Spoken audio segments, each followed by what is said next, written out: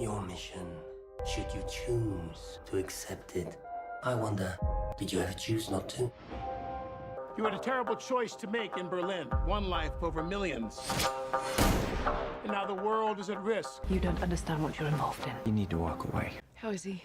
Oh, you know, same old Ethan.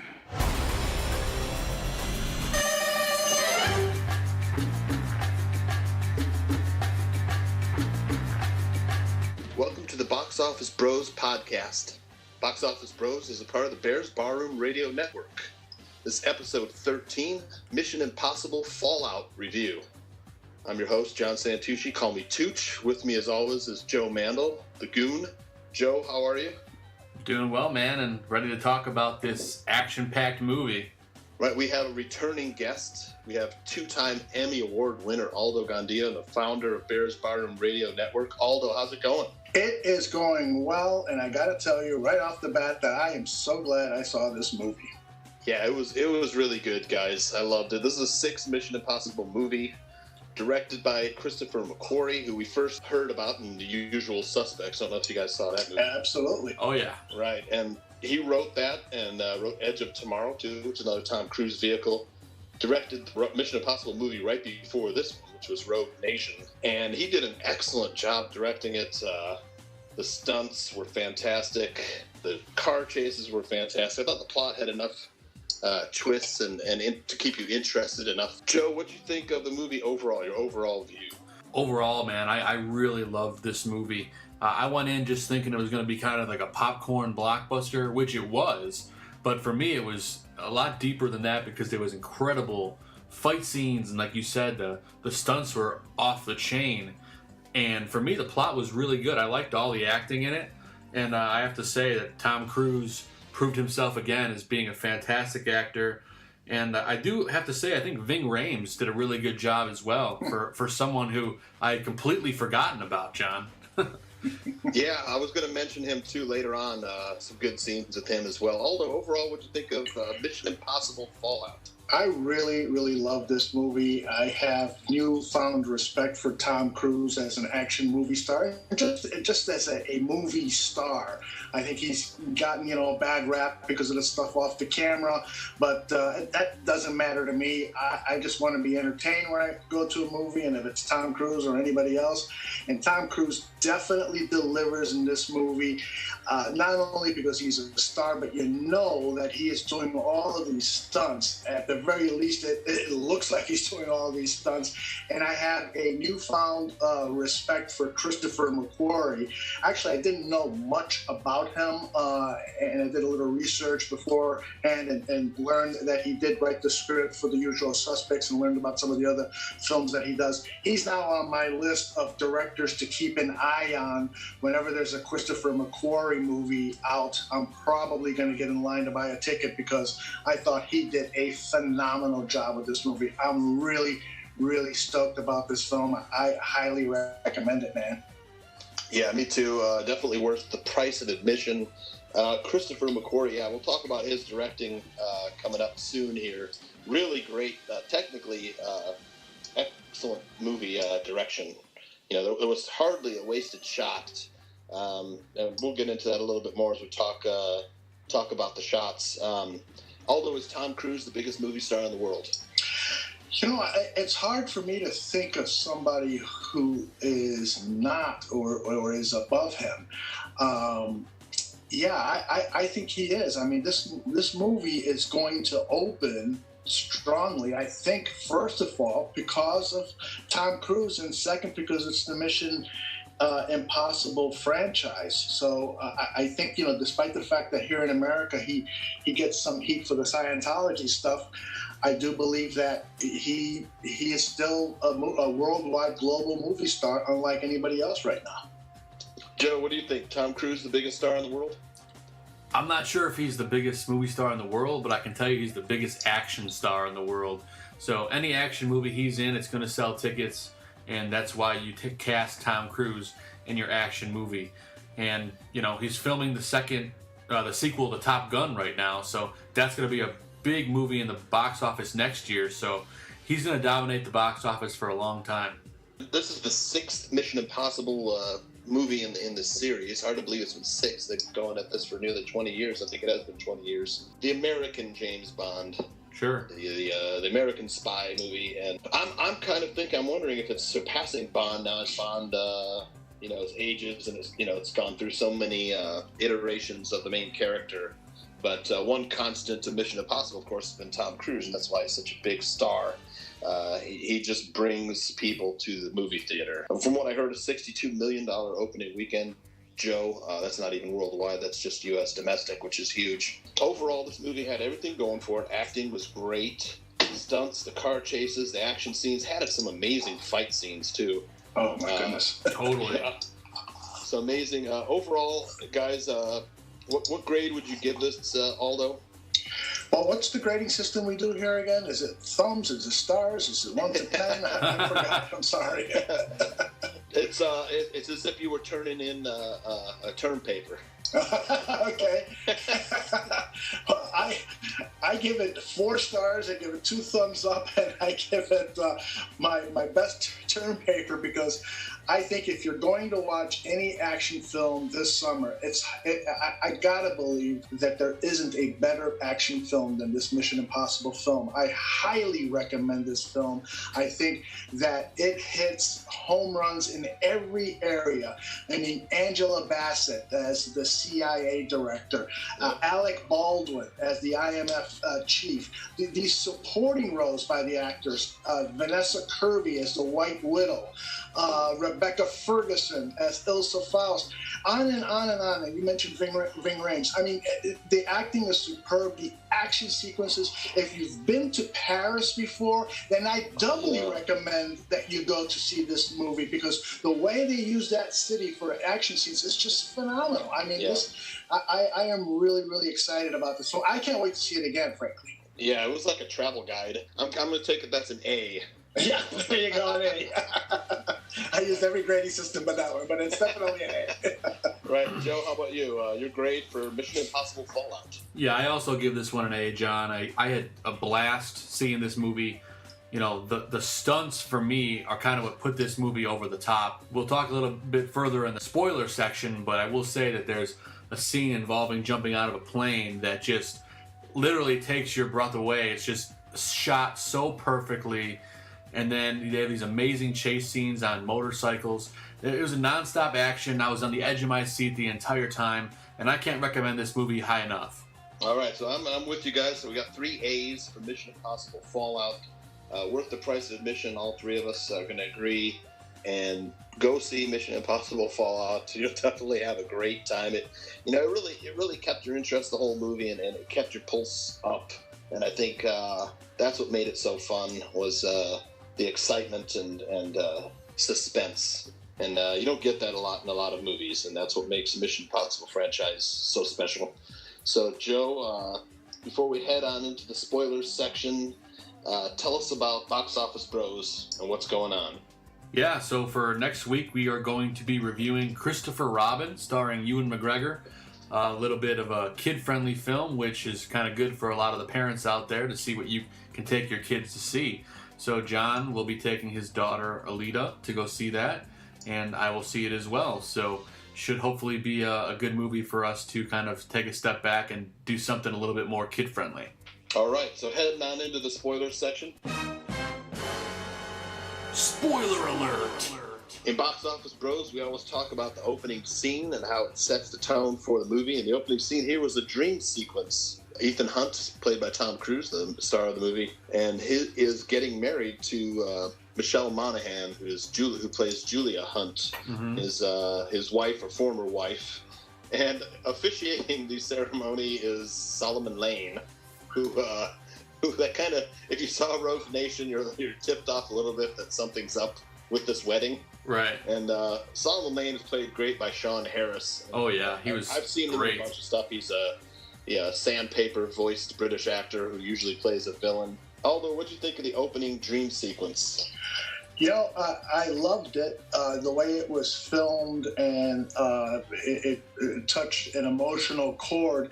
But what was interesting for me is I have to confess that I did not see Rogue Nation. Okay. So when I'm seeing that, when I'm watching that scene, I'm thinking to myself, man, I think I missed something here.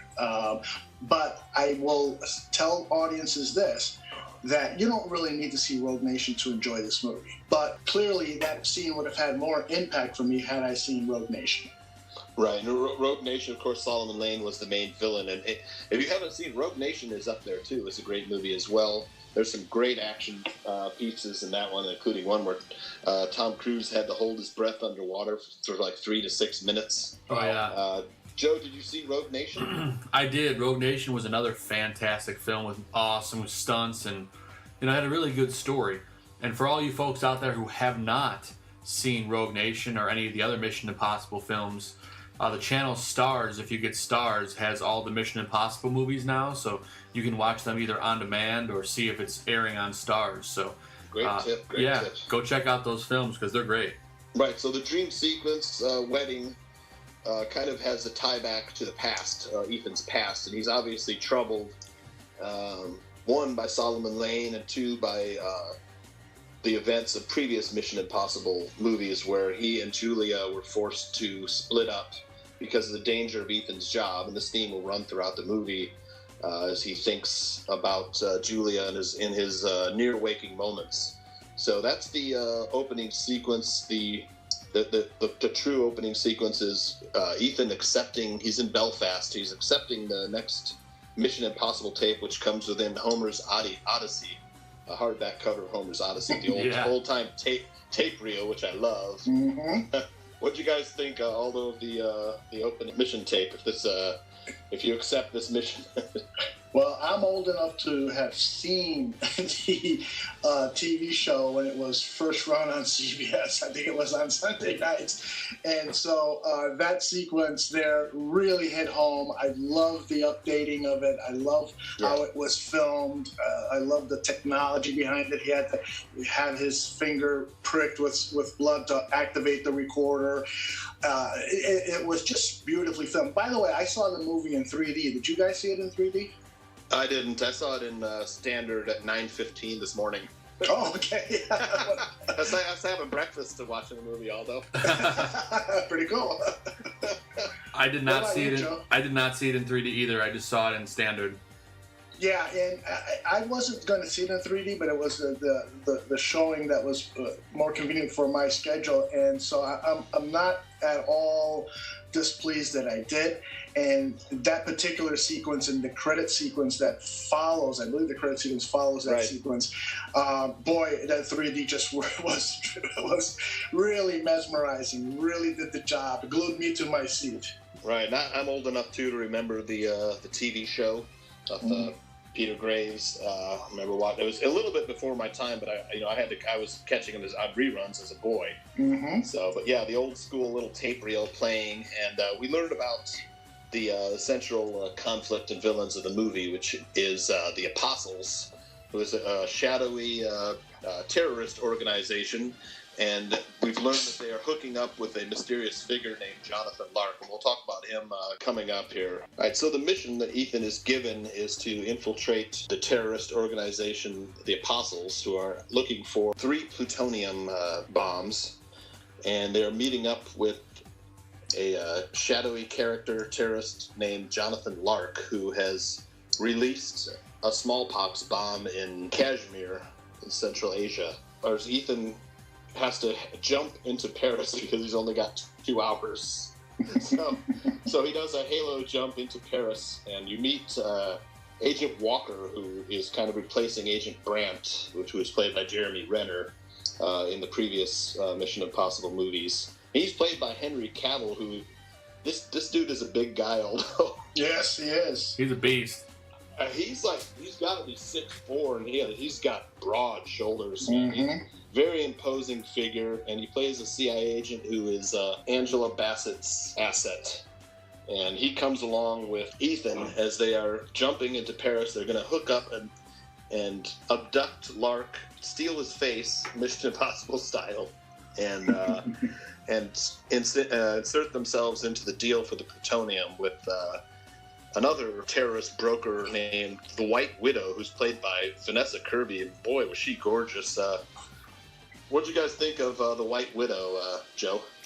Well, I immediately think of, when I see Vanessa Kirby, I can't help but think of the show The Crown on Netflix. Right.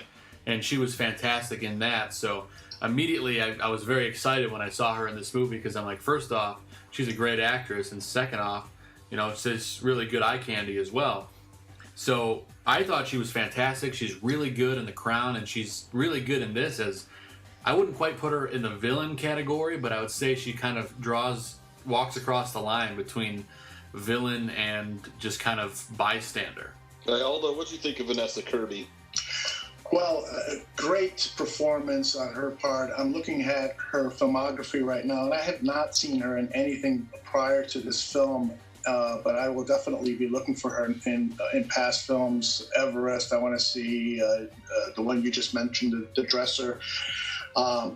Jupiter Ascending, she was in that, although I'm not sure I really want to see Jupiter Ascending.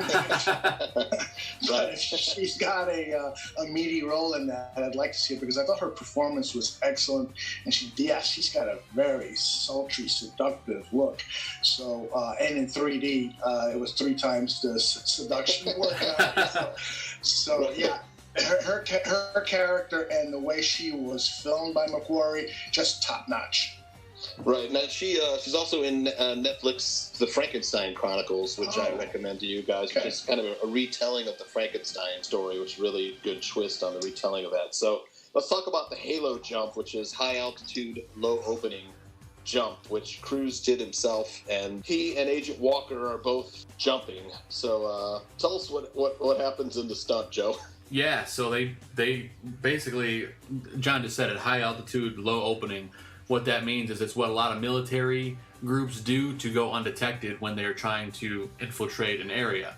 So you jump in really high, and then you release your parachute when you're very, very close to the ground. So it's a very dangerous jump, and they're just trying to get in undetected into this party in Paris. But to film this, they actually had a cameraman jump out with Tom Cruise, and he had the camera on his helmet. And Tom Cruise jumped out and did this scene over 100 times out of a plane to get this shot just right. And that's absolutely incredible that they finally got it right. Yeah, they said he was jumping 8 times a day. Jumping out of a plane 8 times a day at times. My goodness. To do this stunt. So, audience who's listening to this podcast, man, Tom Cruise really put in the work for this film. So, Aldo, what'd you think of the jump? Well, when I saw that scene, at the conclusion of that scene, I thought to myself, why would the filmmakers place their best action scene so early in a movie? Little did I know that there was a lot more to come. Yeah. But up until that moment, I thought it was one of the best action scenes I've ever seen. But 2 hours later, I've seen 3 more that were even better. So, sensational scene. And then once now I know that Tom Cruise did that jump so many times to achieve that. Just sensational. My goodness. Right, and he jumps with Agent Walker, who they jump into a lightning storm, which was really kind of had my pulse racing. They're jumping off the plane, and you see the clouds below and the lightning flashing and everything. And of course, Tom Cruise is like, "Hold on, man, we shouldn't be jumping." And Agent Walker's kind of like, "Come on, man, what's wrong with little lightning?" Of course, he gets zapped. Yeah. He's unconscious, and Tom Cruise has to, take his oxygen off and put his own oxygen off. Of course, when they land, Walker's like, "Hey, you lost your oxygen." Yeah, he had no idea. Tom Cruise had no idea Tom Cruise was saving his ass.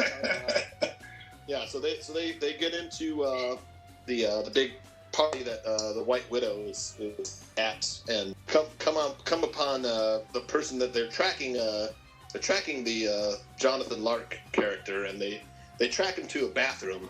And this was a great fight scene. Where badass. Jonathan Lark is an Asian guy, so you kind of figure here comes some martial arts, and you weren't wrong. You get Tom Cruise and Henry Cavill fighting this one guy who's a really tough guy, and they almost lose the fight. Aldo, what do you think of the bathroom fight scene? Sensational scene. I guess the villain there was played by a guy named Liang Yang. I think I'm pronouncing that correctly. And that guy held his own as a screen presence, as an actor, and the stunts in that movie, that fight sequence just took your breath away. And totally believable, at least for me. This is a giant, and I think I read somewhere that this is an actual bathroom. It's a giant bathroom, white on white on white, and so you can just imagine how cool this looks with with these guys really going at it. Excellent work. Yeah, but Joe, what did you think of the fight scene? Oh man, I loved it. All I could think about after I left the movie, when I'm thinking about the fight scenes, all I could think of is getting thrown through those bathroom walls. And just seeing, boom, I'm like, dang, these guys are fighting really hard, man. I'm assuming it wasn't the toughest material in the world, but man, it sure looked like it hurt.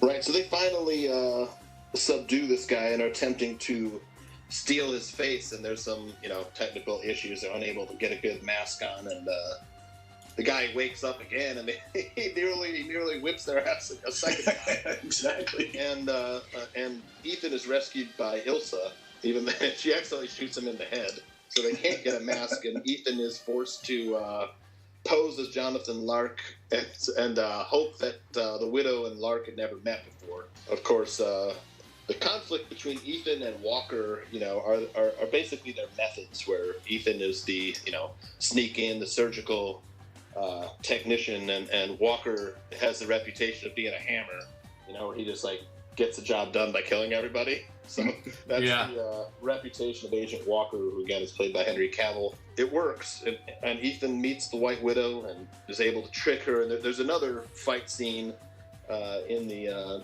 charity benefit party that White Widow is throwing, and Ethan is escorting White Widow out, who's actually pretty badass herself. As people who are trying to kill either Ethan or the Widow come in, and are taken out by Walker, Ethan, and the White Widow. And the White Widow is setting up a trade for the plutonium. The only thing, there's a catch, Joe. So tell us what the catch is about how Ethan, or Lark now, is supposed to obtain the plutonium. Yeah, they have to go ahead and grab Sean Harris's character, Solomon Lane. Yeah, so they have to apprehend Solomon Lang and get him out of police custody, and then trade him to the plutonium buyers for those 3 pieces of plutonium, which is absolutely insane. And it's even more complicated because Solomon Lang knows Ethan's identity. Right, that's the trouble they're in, and not only that, but Ethan is the one who captured Solomon Lane, so he has to make a choice. Does he release the guy that he spent the whole last movie, locking up, catching and locking up? And he was a difficult villain. The main struggle in Paris, of course, and you get this great travel video of all these great scenes in Paris. My goodness! You have the Arc du Triomphe. You have a motorcycle race. You have a car chase too, where Ethan's driving kind of a crappy BMW. He pushes to the max on that one. That was just technically those 2 chase scenes were so perfect. You had great camera shots. You felt like you were in the action. What did you guys think of the 2 chase scenes, Aldo? Well, I think whenever you guys do a show about great movie chase scenes, this one's going to have to be in your top 3 list, because I can't imagine there being a chase scene better than the one that was shot in Paris. You talk about French Connection, you talk about Bullet, you talk about, I don't know, off the top of my head, but this scene, I was just totally blown away, and the way they used Paris as the backdrop was just sensational. I mean, this was A1 filmmaking.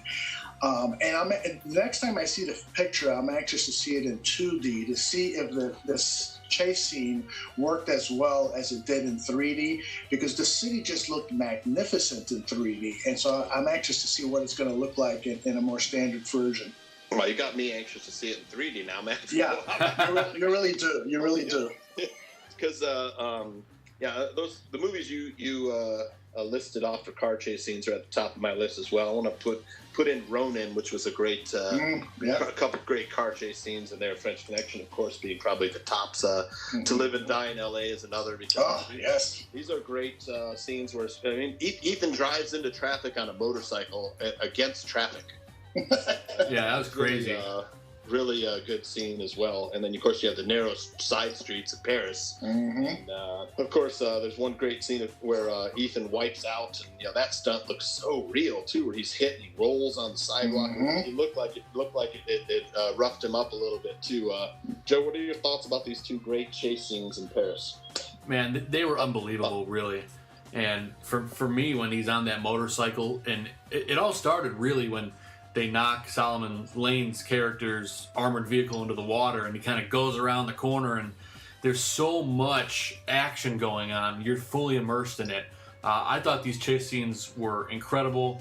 You guys already talked a lot about it, so I'm not going to babble on anymore. But overall, the chase scenes in this movie were absolutely incredible. Yeah, this will probably go down up there with the ones that Aldo and I mentioned, I think. So that's Act 2, of course, the great set piece with capturing Solomon Lane. You find out that Ethan had an alternate plan that ignored the plans of the White Widow and the Apostles. They actually make a great switcheroo in obtaining Solomon Lane, where they had they actually held all the cards, and they are the ones who actually captured Solomon Lane and not the Apostles. And I thought that was a great scene. Aldo, what do you think? Very clever scripting there by Christopher McQuarrie. I thought that scene was handled so well. Everything in this movie has been done before, but I don't think it's ever been done as well. The double and triple crosses, the identities, and we skipped over the whole Wolf Blitzer part, which his cameo was just hilarious. It's so cool. The CNN anchor makes an appearance in the movie. But yes, the particular sequence that you're referring to, I thought was just done magnificently. Yeah, I'm sorry I skipped over that. It's like, that was great too. That was another. It really was. now you see him, now you don't. Everything is an illusion. That's great with the the Mission Impossible team. Mm-hmm. I forgot. I skipped right over that. That was we forgot to mention that part. The bomb, the whole the scientist who was instrumental in putting together these bombs. The plutonium and would be used to put together the bombs. So Solomon Lane is in the hands of Ethan Hunt, and he's got to exchange him. And of course, the Widow sends them to London to make this exchange. And again, you have another travel video, as great shots of London. Mm-hmm. Right. So Act 2 takes place in London, and there's the trading of Lane for the plutonium by Ethan.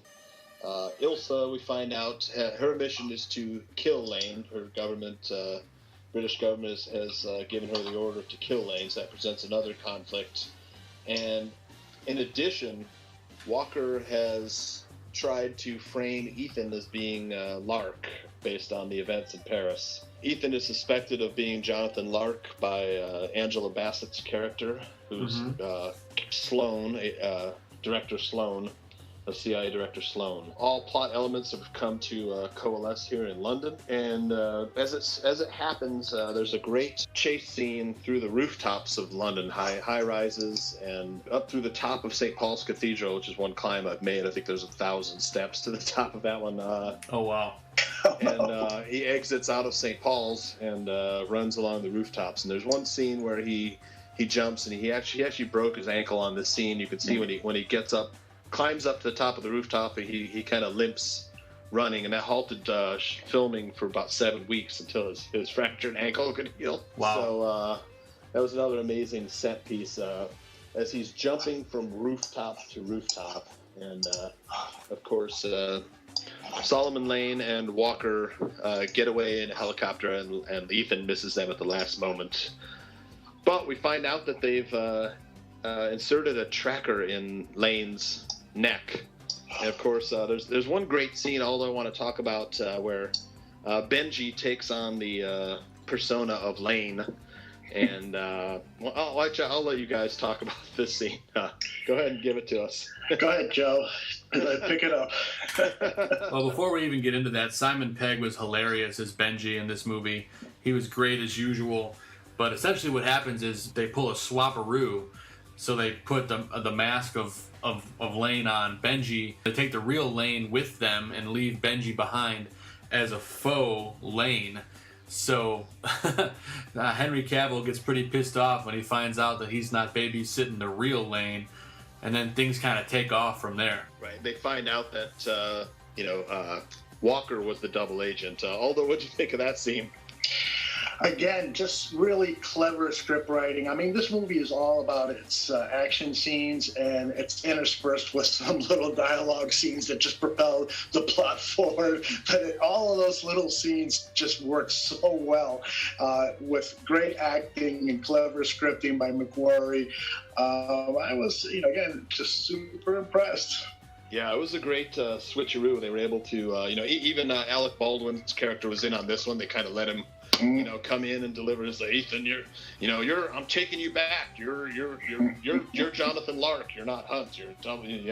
Ethan's the bad guy, and they play along with it. And yeah, he delivers. Alec Baldwin delivers a great line. I think it's. I can see why you guys love doing this. Yeah.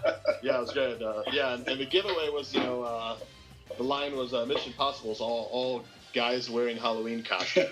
That's another. That's what tipped off Walker to know that he was, that he was the subject of the trap this time. So, but Lane and Walker get away, and we get to the third act, which takes place in Kashmir, and has the great helicopter chase scene, which I don't think I've ever seen two helicopters chasing each other, trying to ram each other. This was amazing. It was amazing. This was, first of all, Tom Cruise is running, and he has to catch on to the rope and payload of one helicopter, the trailing helicopter, and climb up to the helicopter, get inside, and take it over. But he's not successful the first time. So, which I thought was great. It was just so suspenseful where he falls and he lands on top of the payload. Then he's got to climb all the way back up again. He takes out two guys, dumps them out of the helicopter, and chases down Walker. And this whole third act revolves around the two plutonium bombs and how are the Mission Impossible team going to defuse these two bombs. And what'd you guys think of first of all, let's talk about the helicopter scene, then we'll talk about the actual ending to the movie. What do you guys think of the helicopter chase scene, Aldo? Yeah, there's an old script writing device where you set up a scene, and something has to happen within a certain amount of time, and that's what has to happen here. Is that these nuclear bombs have to be deactivated within 15 minutes, and Ethan Hunt has this impossible mission of jumping onto this helicopter and getting the deactivator device from Walker, who's in a separate helicopter. And so it's all done with the seconds ticking off, and it's just really well done. And you say to yourself, no way. But you know what? As soon as you say that, you just sucked right back into the movie and the great action and the great filming and the great acting. So yeah, I totally bought into this movie. If you can't tell by now, I totally bought into that scene and the entire movie. Yeah, I'm glad you got to see this one. I know the movie that you initially reviewed with us wasn't the greatest movie. Yeah. I wanted to actually have one where you had a great time at the movie. We got this in Mission Impossible Fallout. Good choice, thank you. Yeah, so Joe, I know a cynical movie viewer could say, "Oh, it's just another bomb ticking down. Got to defuse it," but it was really kind of a little more complex than that, and that's why I think what Aldo's trying to say that is why it worked, and that's right. You couldn't. There was a fail-safe where you couldn't defuse one bomb; they had to be defused at the same time. In fact, Benji had a hard time figuring out what he was going to do in order to get this bombs to be defused. And at the Kashmir camp, of course, Ethan finds his wife Julia, who was brought there by, we assume, Solomon Lane, so he could have his final revenge on Ethan, killing him and his wife. And what'd you think of the ending with the bomb ticking down, Joe? Did you buy into it? I did. I thought it was really well done and really well acted, especially the scene with Ving Rhames and Michelle Monaghan. It kind of hits you right in the feels. So I really enjoyed that scene. And then in particular the fight scene with Rebecca Ferguson and Sean Harris, with Benji kind of making an appearance at the end. That was really intense, and it kind of helped with that build up to the final moments of the movie. Yeah, another old Hollywood rule is that you want your audience to fall in love with the leading lady.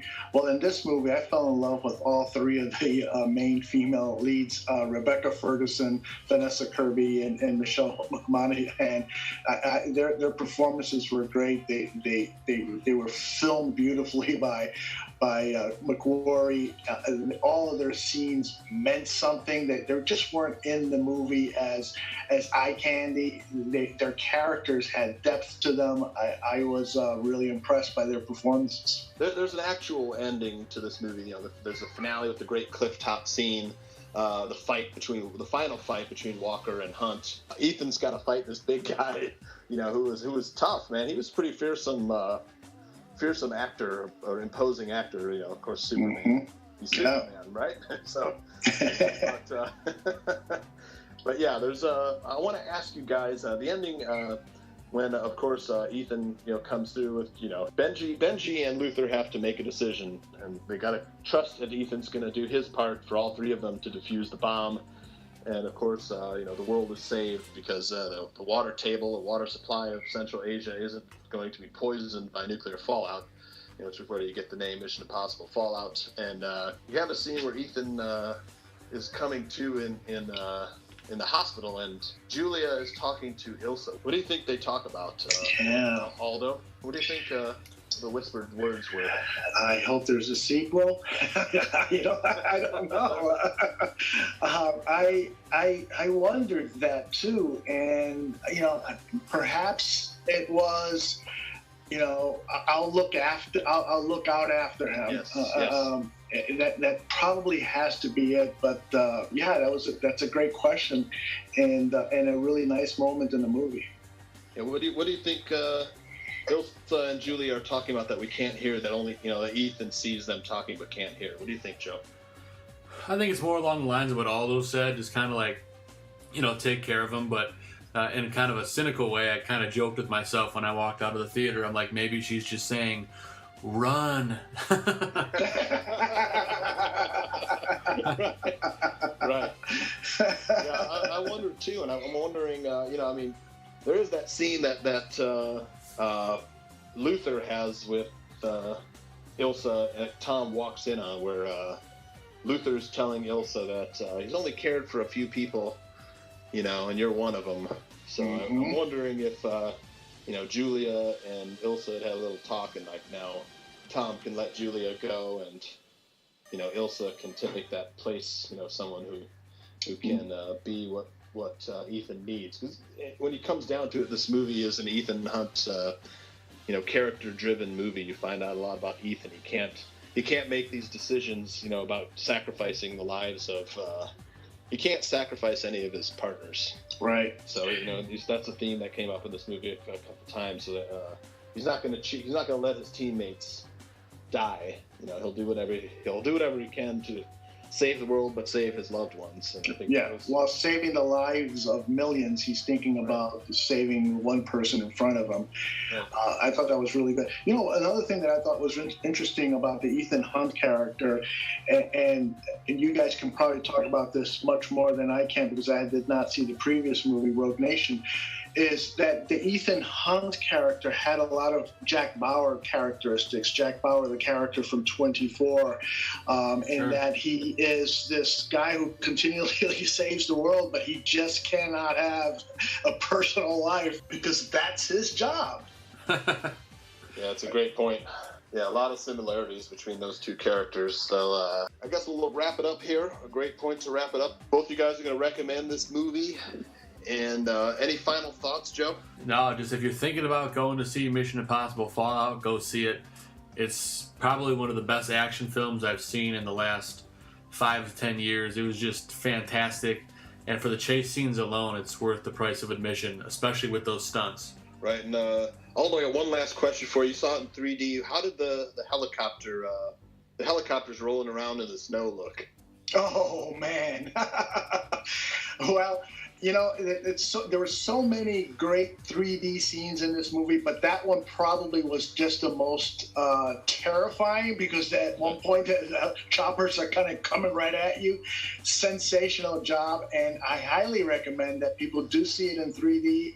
And this is a multiple watch movie. If you love action films, you're probably going to want to see this a couple of times, and so I think you should consider investing the high ticket price on seeing it in 3D. At least once. Great, yeah. I'm sad I missed out on the 3D. I'm gonna have to go. You know, maybe if I can get a babysitter, Aldo. There you go. Well, let me know. Thanks so much. I do cheap babysitting sometimes. Man, you'll be changing a lot of diapers if you do.